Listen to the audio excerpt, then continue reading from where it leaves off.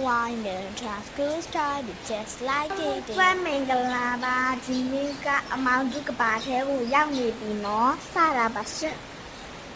ဘူးကတော့ဖီလင်မှာမိုးရွာနေတဲ့ဟာကိုပြမှာဖြစ်ပါတယ်လိုက်ကြည့်ပေးအောင်နော်မိုးကတော့တစ်ပြက်နှစ်ပြဲကိုရွာပါတယ်ရှင်ဒီမှာ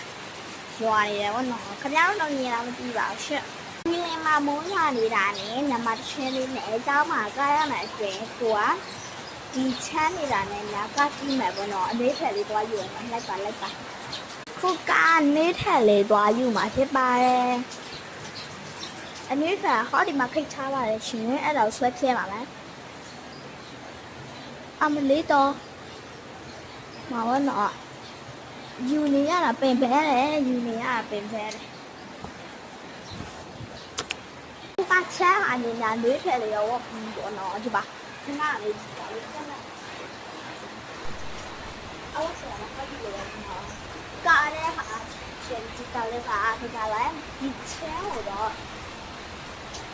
ကားများကားရတဲ့ခြေတော့မတိတယ်ဒီလာပါလေအားလေးတော့ဒီချင်းလေးဆိုတော့ဒီဆိုကပ်တော့ပါတယ်ကြည့်ပေးလားနော်Egg with a buffet, alligator buffet, smiley buffet, alligator buffet, smiley buffet, alligator buffet, smiley, Edaston. Allah ka video na. Kwa di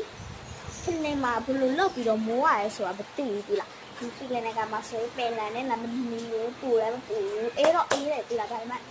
ကြောင်တန်းတွေကပေါ်ရဆိုတော့အေးတော့အေးတယ်ဘယ်လိုလဲမဲ့တောင်တန်းလည်းမကောင်းတဲ့နေရာမှာအနာလာနေရအောင်နော်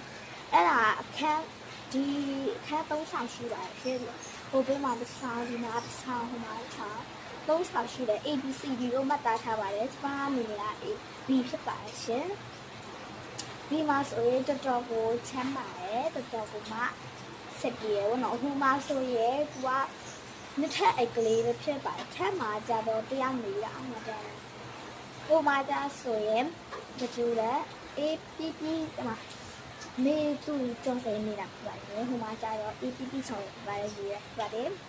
ကျမတို့တို့က3ယောက်ကဒီခက် ABC မှာနေရတော့ဒီကျခါတော့ A မှာနေရကျမတော့ B မှာနေရဟိုမှာတော့ C မှာနေ